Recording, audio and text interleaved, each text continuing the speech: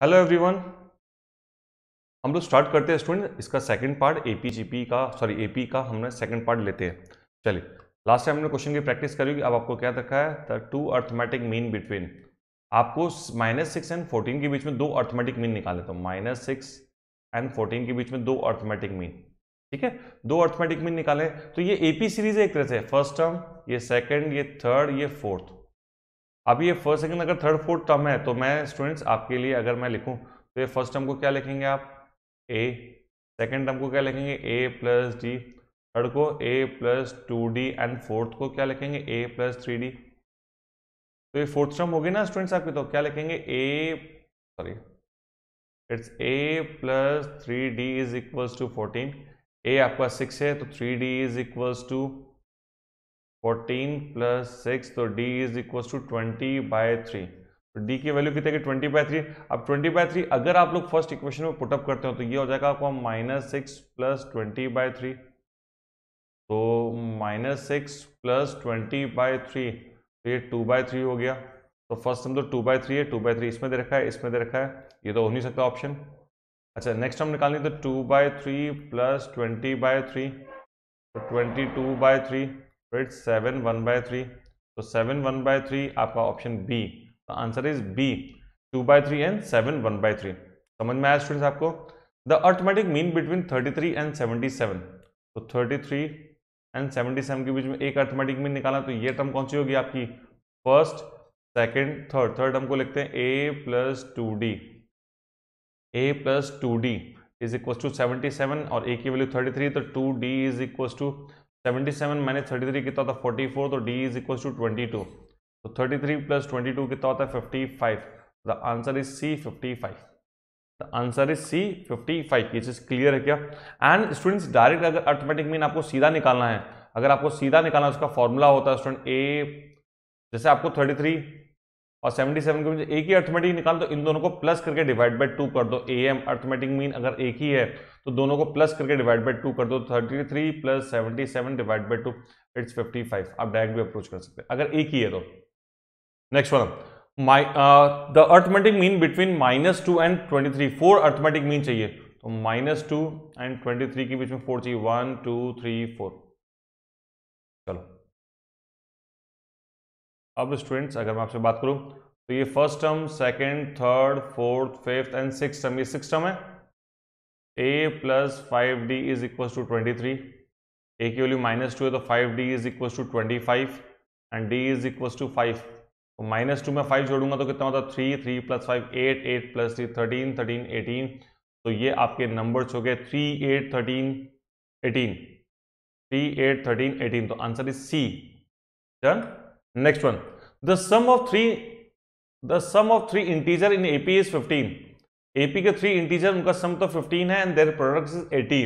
अब student basically बात करो स्टूडेंट, देखो पहला तो ऑप्शन ही एपी में नहीं, इसको तो कट कर दो। दूसरा भी ऑप्शन एपी में नहीं, उसको भी कट कर दो। या तो ऑप्शन सी होगा या ऑप्शन क्या होगा, डी। इन दोनों का सम कितना आ रहा है, 15 आ रहा है। 2 + 5 + 8 15 आ रहा है। इसमें भी 15 आ रहा है, मल्टीप्लाई करने पे 80 आ रहा है। इसका मतलब आंसर क्या हो जाएंगे, सी और D. By option direct try कर लो। क्या कर लो आप, बाय ऑप्शन आप डायरेक्टली अप्रोच कर लो। क्यों इतना दिमाग लगा? Next one, the sum of the n terms of an. अब आपको सम चाहिए एन टर्म्स का, जिसमें आपके पास दे रखा है। अब देखो इसको समझना, the sum of the n terms of an AP is 3n²। अगर मैं एन की जगह 1 पुटअप करूंगा तो क्या आ रहा है, 8। अगर मैं 2 पुटअप करूंगा तो 2 का स्क्वायर कितना होता है, 4 4 3 12 और 10, तो कितना आ रहा है, 22। एक और S3 पुटअप कर रहा हूं। 3 पुटअप को 3 का स्क्वायर 9 9 3 3 का स्क्वायर कितना, 9 3 27 प्लस 15। तो ये कितना आ रहा है आपका, 42। यहां तक ठीक है क्या? डन। अब देखो, अब आपसे पूछा क्या है, द सीरीज इज। अब एक चीज समझना, मैं इनका कलर चेंज करके थोड़ा सा लिखता हूं। अगर मैं आपसे कहूं सम आ रहा है 8 आ रहा है, इसका मतलब सम ऑफ वन टर्म, तो ये आपकी ए हो गया। अगर 22 आ रहा है, इसका मतलब कि ये क्या हो गया, a1 + a2 हो गया। S2 का मतलब सम ऑफ फर्स्ट टू टर्म्स, तो a1 + a2, और ये कितना हो जाएगा, a1 + a2 + a3। ये लॉजिक समझ में आता है क्या?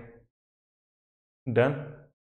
अब मेरे लिए हो गया, मैंने इक्वेशन लिखी a1 is equal to 8, and a1 plus a2 is equal to 22।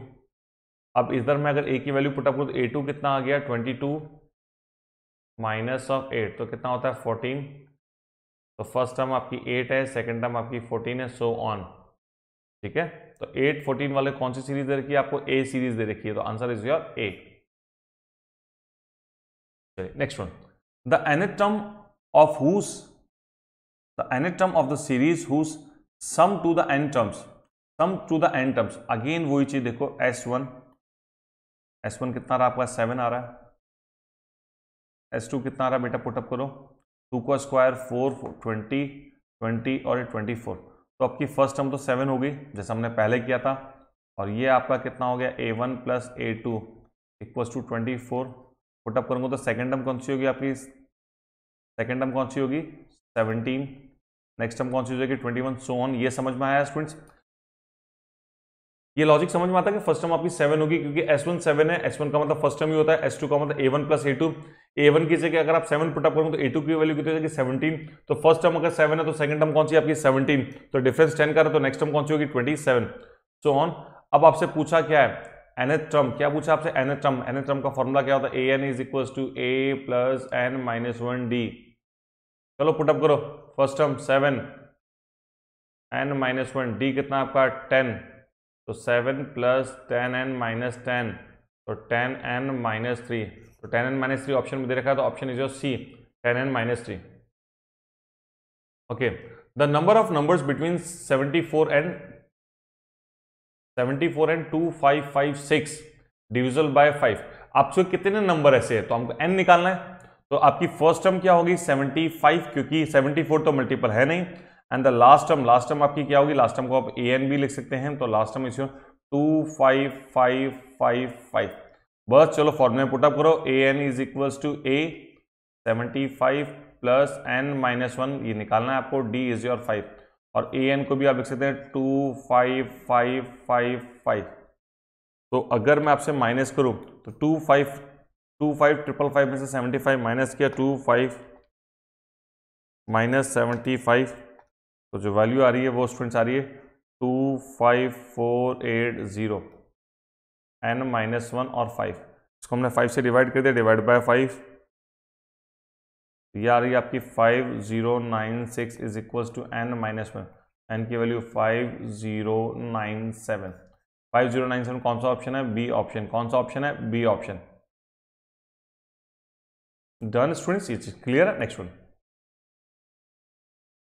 if the pth term of an AP is pth term 3p minus 1, कौन सी? अगर pth की जगह मैं 1 रख दूं, p की जगह 1 रख दूं तो फर्स्ट टर्म आ जाएगी। तो फर्स्ट टर्म क्या आ रही है बेटा आपका 3 माइनस 1 अपॉन 6, तो 2/6, ये फर्स्ट टर्म होगी। p2 2 पुटअप करो तो 3 2 जा 6 माइनस 1 कितना होता है 5, 6 माइनस 1 अपॉन 6, तो कितना होता है 5/6। तो आपकी AP की फर्स्ट टर्म आ गई 2/6, सेकेंड टर्म आ गई 5/6, सो ऑन। तो इसमें A कितना हो गया स्टूडेंट्स आपका 2/6 एंड D इज योर 3/6। बस अब आपको सम वाले फॉर्मूले में पुटअप करना है कि इसमें क्या पूछा था? Sum of the first n terms. तो सम का फॉर्मूला आपको पता है ना स्टूडेंट्स, क्या होता है? n/2, तो Sn is equal to n/2 two A की जगह आपने लिखा 2/6 प्लस n माइनस 1, डी की जगह 3/6। चलो बस वो सिंप्लीफाई करना, आपका आंसर आ जाएगा। अपॉन में तो 12 आ ही रहा है, n इधर आपका 4, इधर आपका 3n माइनस 3। चलो तो 3n और ये आपका हो जाएगा 1, तो ये आपका ओवरऑल आ रहा है n/12 3n प्लस 1। तो यह ऑप्शन कौन सा हो गया? बी ऑप्शन आपका। कौन सा हो गया? बी ऑप्शन आपका। चलिए स्टूडेंट, यहाँ तक क्लियर है क्या? मैं थोड़ा स्पीड से भी कर रहा हूँ, अगर आपको ऐसा लग रहा है तो आप इस वीडियो को थोड़ा स्लो कर सकते हैं, आप स्पीड को कम कर सकते हैं।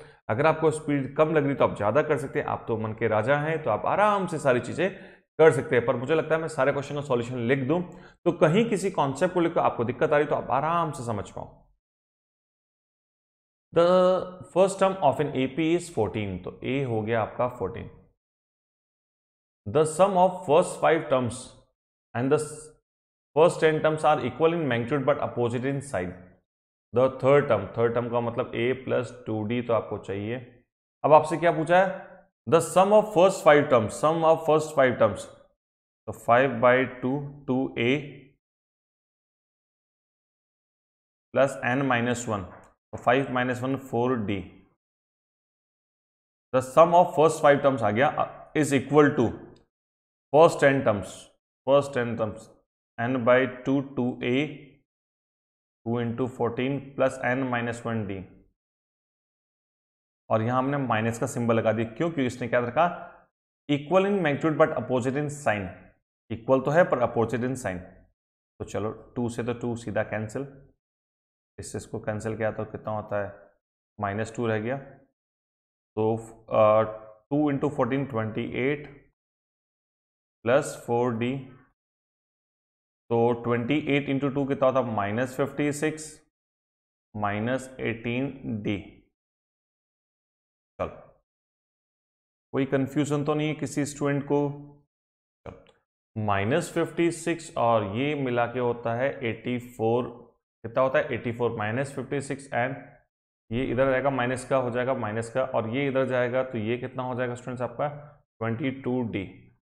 तो d इज इक्वल्स टू कितना आ रहा है आपका -84 डिवाइड बाई 22, तो d आ गया। अब आपको यहाँ पुट अप कर दो, आपका आंसर आ जाएगा। यहाँ के लिए मैं थोड़ा सा स्पेस, अच्छा ओके यहाँ ले लेता हूँ,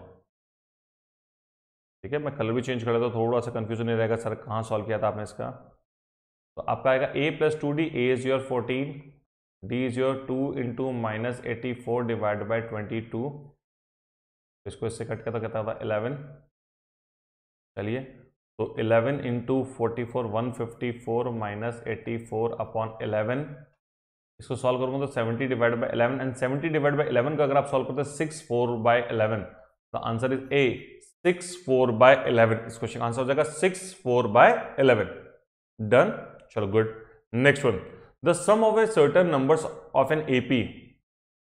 इसमें तो आपको पहले भी डिस्कस किया था, a is your -8 and d is your +2, और आपसे पूछा है आपका सम कितना रखा है 52। Sn is equals to n/2 2a plus n-1d। बस वैल्यूज पुटअप का स्टार्ट करो। 52 आपको सम दे रखा है, n/2 आपको फाइंड आउट करना है। a is your -16 and d is your 2, तो प्लस 2n-2। चलो 2 से मल्टीप्लाई किया था 104। अब अपने n और ये होता आपका 2n - 18, तो ये आपका होगा 2n² -18n प्लस 104।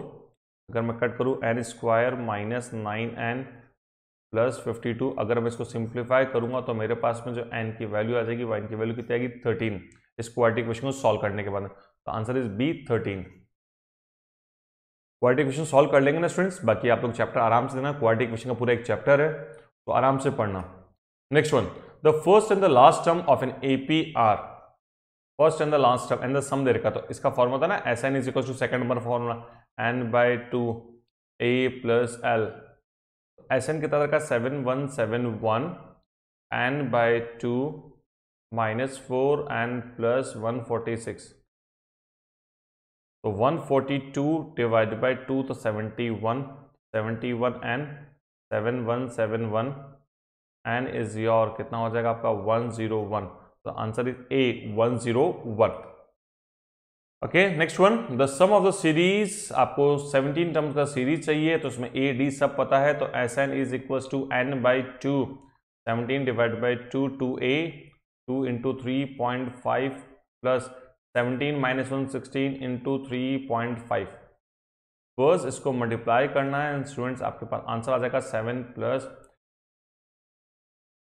16 × 3.5 56, तो 17/2 × 63, 17 × 63 divided by 2, it's 535.5, तो the option is your C option 535.5। इसका मतलब एक ही बात है, तो दैट्स इट। तो स्टूडेंट ये हमारा सेकंड वीडियो भी फिनिश होता है स्टूडेंट्स हमारा एपीजीपी का। होप सो आपको समझ में आएगा। अगर आप नेक्स्ट एक्सरसाइज में मूव करते हो तो उससे पहले इस एक्सरसाइज पे अच्छे से कमांड करना। तब तक के लिए student thank you so much.